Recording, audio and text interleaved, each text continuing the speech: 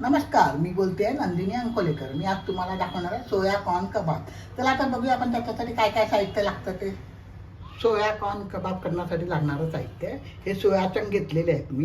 हे सोया चंक मी स्वच्छ धुवून एकदा एका पाण्याने स्वच्छ धुवून एक बाउल गरम पाणी घेतलं. मी त्याच्यामध्ये हळद टाकली, थोडंसं मीठ टाकलं आणि ते थोडंसं गरम पाण्यामध्ये उकळवून 1 तास तरी ठेवली. म्हणजे ऑन करायचं नाही गॅस वगैरे. गरम पाणी झालं की गॅस बंद करायचा आणि त्याच्यात ते टाकून झाकण ठेवून 1 तास ठेवून द्यायची. ते 1 तास ठेवून झाल्यानंतर ते पाणी पिऊन स्वच्छ करायचे आणि ह्याप्रमाणे हे तयार होतात असे सोया चंक. हे मार्केटमध्ये कोणत्याही कंपनीचे अवेलेबल असतात. त्याचप्रमाणे 1 कप मी कॉर्न घेतलेले आहेत. हे 3 शिट्ट्या काढून मी उकडवून घेतलेले आहे.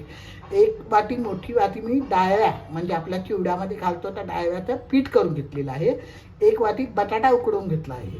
आता बाकीचं साहित्य लागणार आहे. कोथिंबीर भरपूर घ्यायची, 1 टेबलस्पून हिरवी मिरची, लसूण, आल्याचा ठेचा घेतला आहे, 1 टीस्पून आमचूर पावडर घेतलेली आहे, चाट मसाला घेतला आहे, 1 टीस्पून गरम मसाला घेतला आहे, 1 टीस्पून मिरचीची पावडर घेतली आहे आणि चवीनुसार मीठ घेतलं आहे. आता सुरुवातीला आपण हे दोन्ही आपण मिक्सरमध्ये पल्स मोडवर किंवा चॉपरमध्ये आपण हे दोन्ही बारीक करून घ्यायचं. एकदा बारीक करायचं नाही, क्रश करायचं थोडंसं. ते तुम्हाला मी दाखवलं माझ्याकडे. ह्याच्यामध्ये मी हे सोया चंक टाकते आणि स्वीट कॉर्न्स टाकते. हे उकडवलेले स्वीट कॉर्न्स आहेत आणि 1-2 सेकंद म्हणजे 5-6 सेकंद. आता तुमच्या चॉपरची कॅपॅसिटी किती असेल ते मला माहिती नाही, पण थोडीशी भरड काढून घ्यायची आपण. आता मी तुम्हाला दाखवते. अशी मी भरड काढून घेतलेली आहे. हे बघा, जास्ती बारीक नाही आणि जास्ती हे नाही. आता आपण एक करून हे सगळं मिक्स करायचं याच्यामध्ये.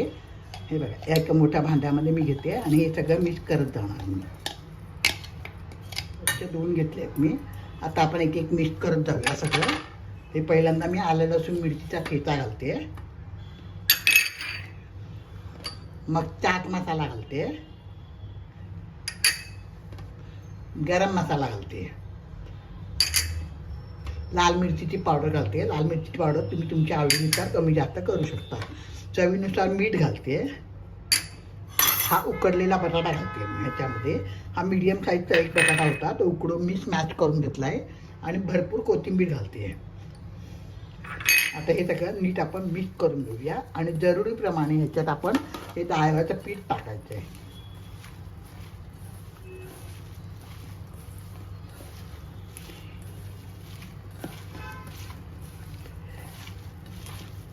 एकदम सोपा प्रकार आहे.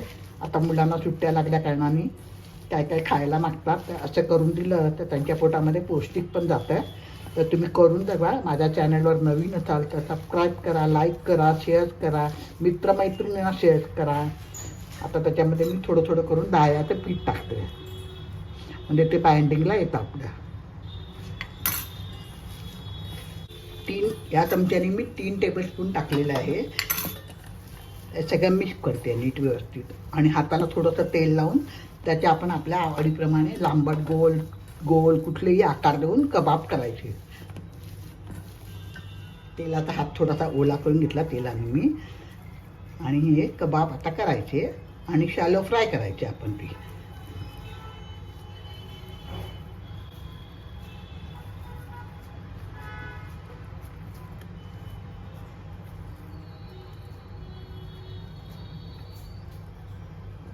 अशा रीतीने मी सगळे कबाब करून घेते आणि मग तळताना तुम्हाला मी दाखवते परत.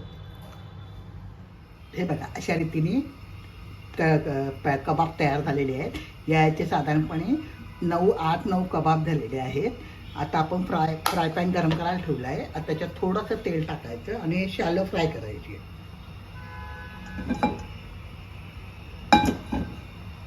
आता त्याच्यामध्ये मी एक करून सगळे कबाब टाकते आणि गॅस लो टू मीडियम ठेवायचा.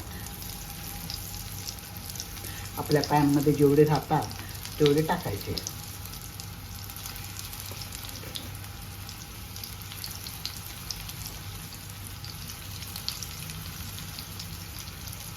आणि जरा ब्राऊन झाले की नाही ते बघूया आणि मग आपण पलटवूया. हे बघा, हे दोन्ही बाजूनी खरपूस तेलावरती फ्राय करायचे. फ्राय म्हणजे शॅलो फ्राय करायचे.